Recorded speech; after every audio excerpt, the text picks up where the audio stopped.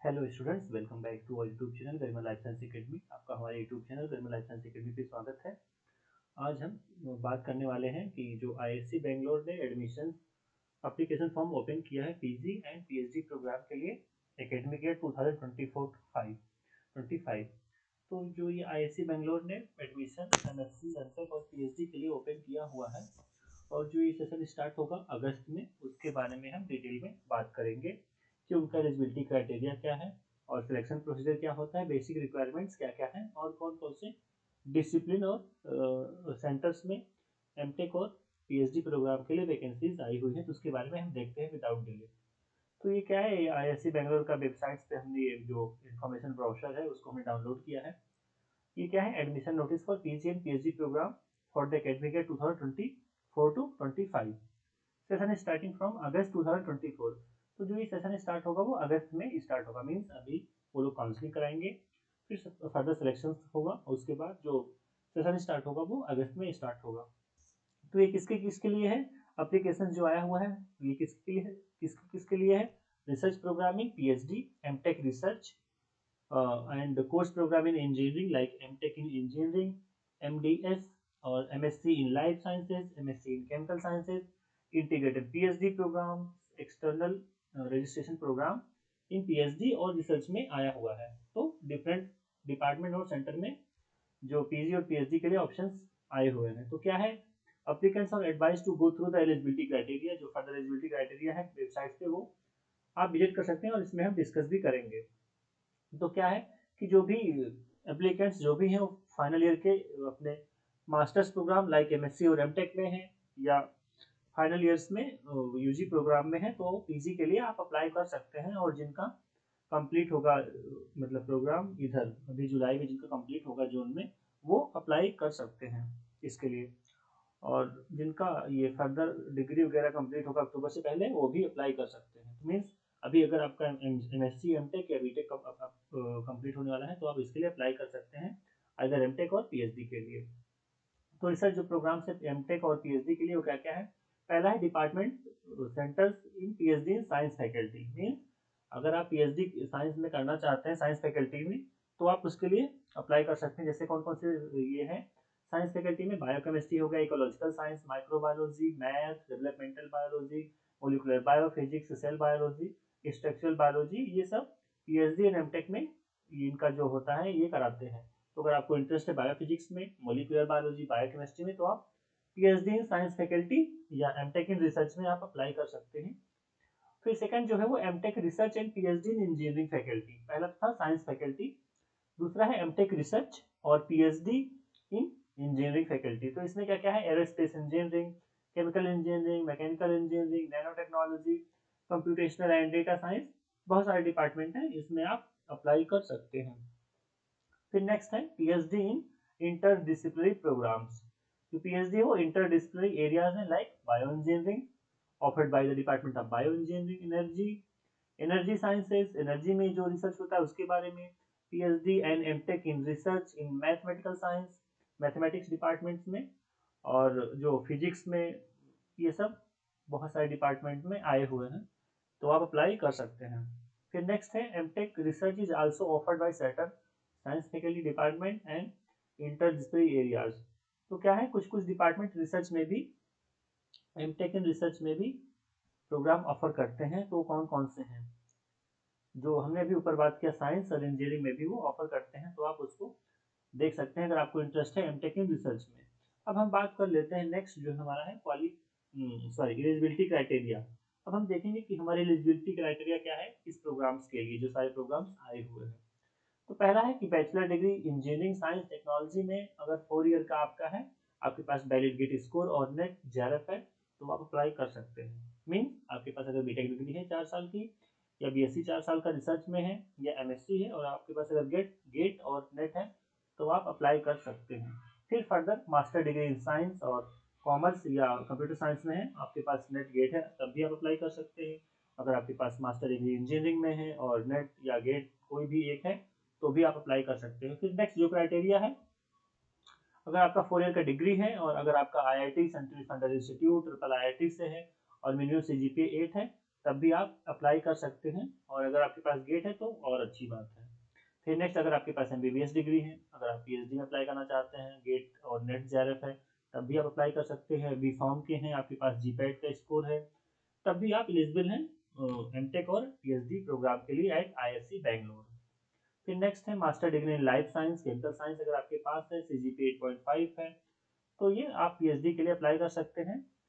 तो फिर क्या होगा, अगर आपके पास गेट और नेट नहीं है तो कोई दिक्कत, मैंडेटरी नहीं है। अगर आपका CGPA 8.5 से कम मतलब नहीं है, 8.5 से ऊपर है, तो आप केमिकल साइंस लाइफ साइंस में अप्लाई कर सकते हैं। ये जो गेट और नेट इन्होंने मेंशन किया है वो it is a minimum cut off, not mandatory, means it is not a minimum cut off, it is a just mandatory. फिर नेक्स्ट है जो भी नेट JRF है उनका क्या, अगर आप CSIR UGC JRF है, UGC नेट है, DBT JRF है, ICMR JRF है, तो क्या होगा, आपका जो फेलोशिप होगा वो नेट JRF मोड के थ्रू होगा, मीन्स आप उसके लिए अलग से अप्लाई कर सकते हैं अगर आपके पास एक्सटर्नल फेलोशिप है तो। फिर नेक्स्ट है applicants applying through Inspire mode must be possession of valid provisional Inspire offer for consideration of their application at level second of the selection issued by DST at the time of interview।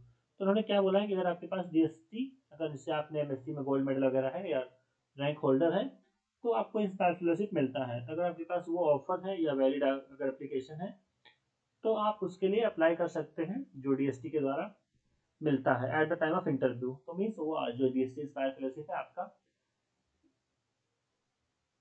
तो आपकी eligibility उसके लिए होनी चाहिए। फिर next है, अगर आप GG बिल्स, जो ये होता है joint graduate entrance examination for biology and interdisciplinary life sciences, जो हमारा ये होता है टीफर के एग्जाम्स होते हैं, GG बिल्स कराता है।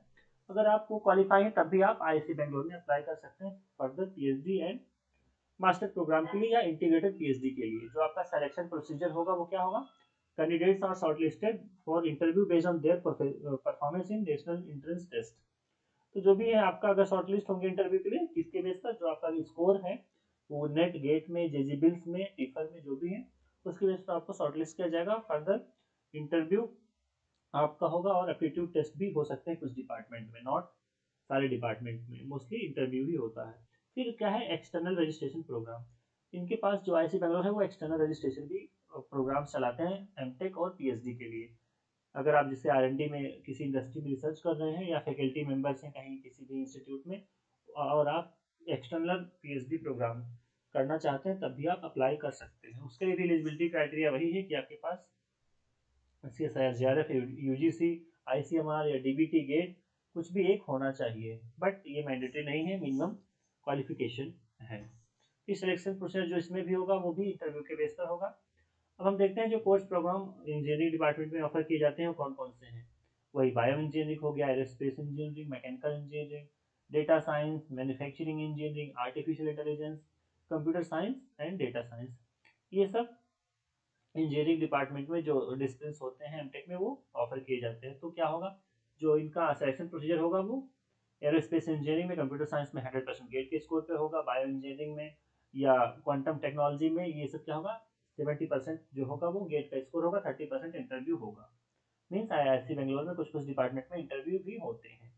फिर नेक्स्ट है एलिजिबिलिटी क्राइटेरिया, इसके लिए भी अगर आपको MTech या कुछ भी करना है तो आपके पास वैलिड गेट स्कोर होना चाहिए।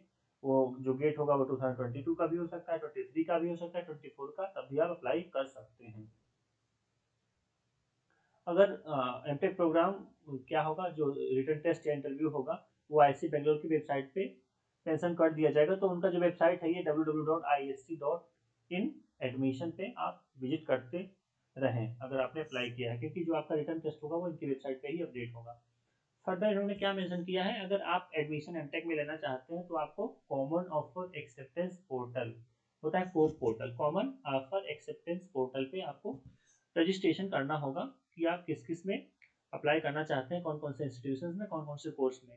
फर्दर जो MTech का ऑफर होगा वो कोप के वेबसाइट पे ही मतलब रिलीज होगा। ये फर्दर आप उस पर विजिट करते रहें और चेक करते रहें। नेक्स्ट जो है ये, हाँ, जो कोर्स प्रोग्राम है साइंस में MSc में वो क्या क्या है, लाइफ साइंसेज। अगर आप MSc में अभी अप्लाई करना चाहते हैं MTech और PhD के अलावा IISc बेंगलोर में, तो वहाँ पे लाइफ साइंस में भी आप एमएससी कर सकते हैं। उसका मिनिमम क्राइटेरिया क्या होगा, आपका जो मास्टर्स डिग्री है बायोटेक्नोलॉजी में या बैचलर डिग्री बायोटेक्नोलॉजी फार्मास्यूटिकल में एग्रीकल्चर में होना चाहिए, या बीई बीटेक डिग्री है तब भी आप एमएससी के लिए अप्लाई कर सकते हैं। बस मिनिमम क्वालिफाइड जो है इनका एग्जामिनेशन क्या है, जैम इन बायोटेक्नोलॉजी, लाइक आपको आईटी जैम इन बायोटेक्नोलॉजी में या केमिस्ट्री में या मैथ्स में या फिजिक्स में आपको देना होगा। मीन्स अगर आपने किसी भी स्ट्रीम में क्वालिफाई किया है इनमें से एक में तो आप लाइफ साइंस के लिए एलिजिबल हैं। फिर नेक्स्ट है केमिकल साइंस। सेम वही, अगर केमिकल साइंस के लिए आप अप्लाई करना चाहते हैं तो आपके पास 4 ईयर की डिग्री होनी चाहिए और जो आपका जैम है वो केमिस्ट्री पेपर में CY में क्वालिफाई होना चाहिए। तो लाइफ साइंस में अगर आपका बीटी में है, केमिस्ट्री में, मैथ में या फिजिक्स में तब भी आप अप्लाई कर सकते हैं, बट केमिकल इंजीनियरिंग में आपको केमिस्ट्री में जैम होना ही चाहिए। फिर सिलेक्शन प्रोसीजर जो है वो लाइफ साइंस में क्या होगा, इंटरव्यू के बेस पर जो जैम का गेट का स्कोर होगा उसके थ्रू हो जाएगा इंटरव्यू में, और आपका परफॉर्मेंस भी देखा जाएगा। और केमिकल साइंस में जो सिलेक्शन होगा वो 100% performance in jam 2024 means chemical science में पूरा ही जो पूरा है वो जैम के स्कोर पे होगा, बट लाइफ साइंस में इंटरव्यू भी होगा और जो जैम और गेट का स्कोर है उसको भी देखा जाएगा, दोनों के बेस पर आपका फाइनल सिलेक्शन होगा। और फिर फर्दर जो इंटीग्रेटेड पीएचडी प्रोग्राम्स हैं वो बायोलॉजिकल साइंस में और केमिकल साइंस में, मैथमेटिकल साइंस में, फिजिकल साइंस में यहाँ पे हैं। तो अगर आपको मास्टर्स डिग्री और पीएचडी साथ में करनी है तो उसको बोलते हैं इंटीग्रेटेड पीएचडी प्रोग्राम। वो आपके लिए उसके पास मास्टर्स डिग्री क्वालिफिकेशन होनी चाहिए या बीटेक बीई डिग्री होनी चाहिए बायोलॉजिकल साइंस में, और जैम इन बायोटेक्नोलॉजी या केमिस्ट्री या मैथ में आपको क्वालिफाई होना ही चाहिए अगर आप इंटीग्रेटेड पीएचडी लाइक एमएससी और पीएचडी में अप्लाई करते हैं तो ये डिफरेंट डिफरेंट डिसिप्लिन में लाइक केमिकल साइंस में भी आया हुआ है, फिजिकल साइंस में, मैथ में भी इनका भी सिलेक्शन प्रोसीजर वही होगा कि आपका जो जैम का स्कोर है और इंटरव्यू में जैसे परफॉर्म करेंगे उसके बेस पर सिलेक्शन होगा। केमिकल साइंस का सिलेक्शन होगा पूरा वो इंटरव्यू बेस्ड होगा इंटीग्रेटेड में, और जो बायोलॉजिकल और फिजिकल में होगा वो combined performance in qualifying examination and interview, इसमें दोनों देखा जाएगा आपका। लाइक 70% आपका क्वालिफिकेशन होगा, फिर 30% या 40% एंट्रेंस एग्जाम में होगा। तो ये जो हमारा रहा पूरा, ये हमने बात किया कि इनका पूरा एलिजिबिलिटी क्राइटेरिया हमने देखा कि कैसे फॉर्म को अप्लाई कर सकते हैं और कौन कौन से डिसिप्लिन में, मतलब like faculty of science, faculty of engineering, फिर इंटरडिसिप्लिनरी एरियाज में हमने देखा कि कौन कौन से प्रोग्राम में आप एमटेक, एमएससी और पीएचडी और इंटीग्रेटेड पीएचडी में आप अप्लाई कर सकते हैं। अगर आपके पास गेट है, आपके पास आईटी जैम है, आपके पास जेआरएफ है, तो किसी एक से आप अप्लाई कर सकते हैं और फर्दर अपना एडमिशन ले सकते हैं। तो आई होप ये जो हमारा वीडियो है ये आपके लिए काफ़ी हेल्पफुल रहा होगा। अगर आपके कोई दोस्त भी इंटरेस्टेड हैं और ऐसे वीडियोज़ को देखना चाहते हैं तो आप उनके साथ भी शेयर कर सकते हैं, और फर्दर बहुत सारी ऐसी वीडियोस को पाने के लिए आप गरिमा लाइफ साइंस से जुड़े रहें और गरिमा लाइफ साइंस को शेयर सब्सक्राइब करना ना भूलें। Thank you guys.